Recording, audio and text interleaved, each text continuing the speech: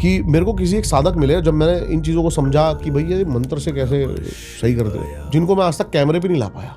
आपने वो देखी है कोई मिल गया, रोहित को उठा लिया जाता है लास्ट में, शक्तियों का गलत इस्तेमाल हो रहा है, ऐसा सच में हो सकता है। जो असली साधक है ना वो सामने आएगा ही नहीं जल्दी से, वो चुपके ही रहते हैं। क्यों अपनी शक्तियाँ दिखानी लोगों को, क्या है क्या नहीं है, उनके पास क्या सिद्धियाँ हैं क्या नहीं है। तो मेरे को बड़ा मन करा, मैंने कहा यार गुरुजी मेरे को कुछ ऐसी साधनाएं बताओ जिससे कि थोड़े बहुत मेरी लाइफ में सक्सेस आए या फिर चीज़ें आए। जैसे कि अब बॉलीवुड में शक्ति उपासक सारे हैं, शक्ति के उपासक हैं। तो उन्होंने मेरे को कहा तू एक काम कर, धन लक्ष्मी यक्षिणी है एक, उसकी सिद्धि कर। तो मैंने कहा चलो भाई इसकी सिद्धि करते हैं। मैं कुछ सारी चैट्स भेजूंगा, एक एक रिचुअल है। उन्होंने मेरे को सारे रिचुअल्स भेजे कि 41 दिन की साधना है और 41 दिन की साधना में ऐसे ऐसे क्रिया करके तू ऐसे इसको पा सकता है, लेकिन ध्यान रहे तेरे साथ बहुत कुछ होगा, डरियो मत। मैंने कहा करते हैं। अब ऐसा नहीं है कि आपने धनलक्ष्मी यक्षिणी की साधना कर ली तो ऐसा नहीं है कि कोई यक्षिणी आएगी और ले बोरी भर के दे जाएगी, ऐसा नहीं होता। जोग संजोग बनते चले जाते हैं, प्लैनेट्स उसके अकॉर्डिंग काम करेंगे। जैसे मैं आज आपसे मिला, आपकी एक कंपनी है, इसके थ्रू चल यार दीपक तू ये काम कर सकता है, फिर मैं किसी और काम बनते चले जाएंगे। बेसिकली लक्ष्मी का जो प्रवेश होता है वो लाइफ में फ्लो ऐसे होता चला जाएगा, ऐसे काम करती है। टेलीपैथी भी ऐसे काम करती है, सबकॉन्शियस में बंदे का डाला जाता है, सारी ऐसे काम करती है।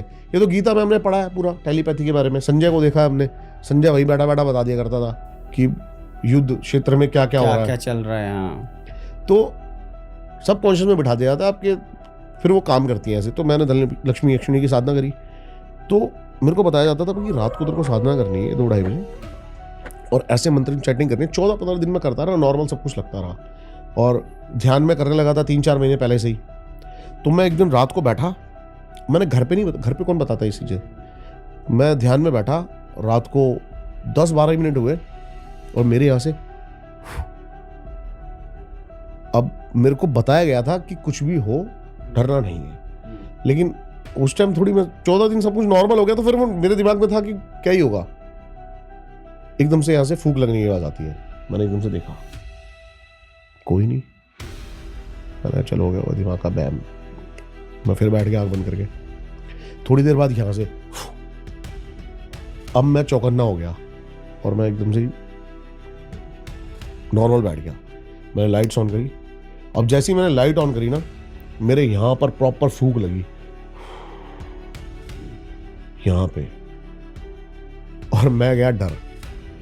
फिर मैंने उनसे कांटेक्ट किया, मैंने कहा गुरुजी मेरे साथ ये हादसा हुआ है। वो कह रहे कोई नहीं, लेकिन मेरे दिमाग में बहुत सारी चीजें बैठ गई। मैंने कहा यार अब तक तू फील्ड पे जाता था, वहां पे चल कोई चीज फील हो गई, लेकिन तेरे को घर के अंदर ये चीज अभी फील हुई है, घर वाले बहुत सारी चीजें दिमाग में आ गई। तो मैंने कहा मेरे को ये साधना खंडित करनी है, मुझे आगे कंटिन्यू नहीं करनी। तो उन्होंने मेरे को बताया फिर तू कमल कट्टे लेके आ और इसमें ऐसे हवन कर घर पे, कोई दिक्कत नहीं है, जो भी एनर्जी है फिर छोड़ दी।